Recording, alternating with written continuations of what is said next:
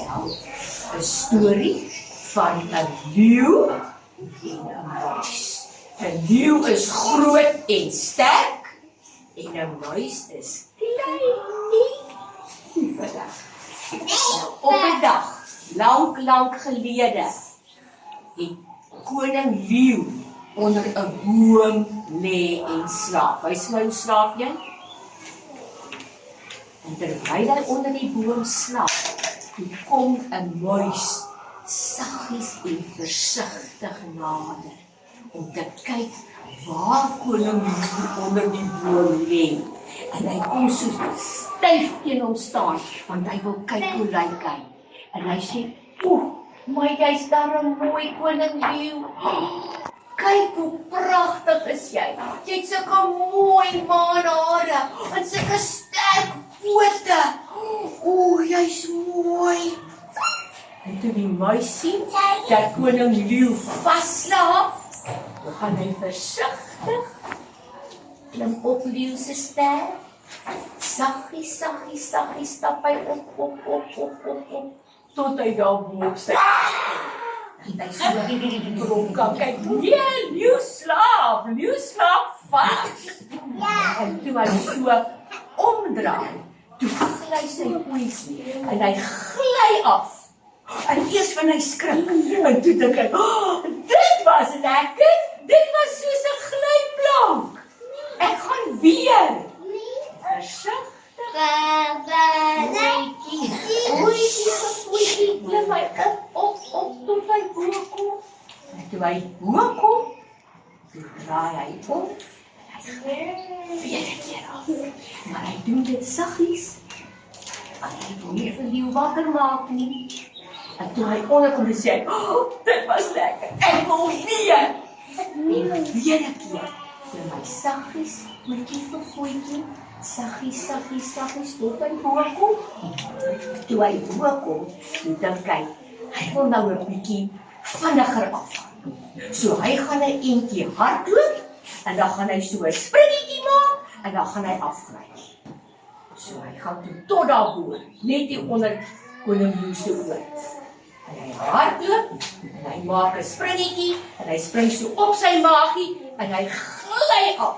Maar hy gaan so vinnig af, dat hy skoon vergeet om saggies te wees.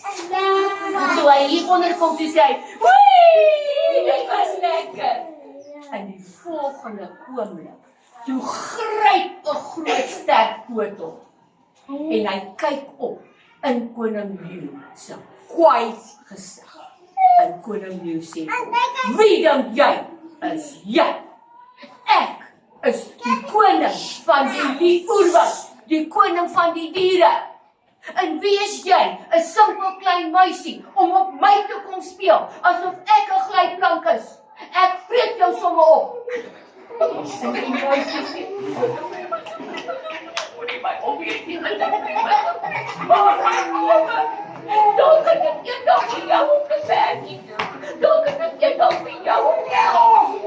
koning sê, ag asseblief tog, ek is groot en sterk, jy's klein en pieperig, wat kan jy doen om my te help?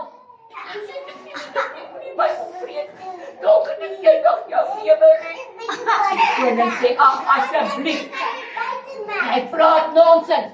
En hy gryp hom, en hy gooi hom so deur die lug, en die arme muisie land op die grond. En die oomblik toe op die grond land, toe hardloop hy weg, so vinnig as wat hy kan. Maar in die hardloop sê hy nog, dankie koning leeu dat jy my nie opgevreet het nie. En hy hardloop weg, so vinnig as wat hy kan. 'n paar dae later is die muisie weer in die veld. En hy hoor 'n snaakse geluid. En hy wonder, wat is dit, wat maak so? En hy bly stil, en hy choep, want hy wil luister, wat hoor hy? En toe gaan hy na daai waar hy die geluid gehoor het. Hy stap in daai rigting. En toe hy so om die bosie kom, toe sien hy, daar lê koning leeu, vasgestrengel in 'n net. Hierdie vangnet het koning leeu gevang. En hy kan nie uit nie. En hy rem en beerd en trek en probeer uitkom. En hy's al moeg gesukkel, kyk hoe lyk sy gesig, hy's al moeg. Hy sukkel al vir ure om uit te kom. En meisie sê, koning leeu, ek gaan jou help. Die koning sê, wat kan jy doen? Die muis sê, het jy my skerp tande gesien? Ek gaan hierdie tou stikkend knaag, tot ons jou uitkry. En dadelik het die muisie begin, en hy die tou stikkend gekou, al die plekke, tot daar 'n groot genoeg gat was, dat die leeu kan help met sy sterk pote, om die gat groter oop te maak, en toe kan die leeu uitklim. En toe die leeu uitklim, toe sê hy vir die muis, ek is baie skaam. Jammer dat ek jou nou die dag sommer so deur die lug gegooi het, en gesê het jy simpel en pieperig. Ek het 'n fout gemaak, want vandag het jy my lewe gered. Wat dink julle sou gebeur het as die muis hom nie gaan help het nie? Wat sou met hom gebeur het, dink julle? Hoekom, wie dink julle het daai net gespan? Ek dink dit was jagters, wat die leeu wou vang, dat hulle moet daai velletjie, met daai vel moet ek sê, want dit is 'n baie groot vel, moet daai vel vir iemand 'n mat kon maak. Of dalk was dit die sirkus wat hom wou vang. Dink julle hy wil sirkus toe gaan? Nee, ek dink ook nie so nie. Dalk was dit die dieretuin wat hom wou kom vang. Dink julle hy wil dieretuin toe gaan? Nee, hy wil buite wees in die oerwoud, in die veld.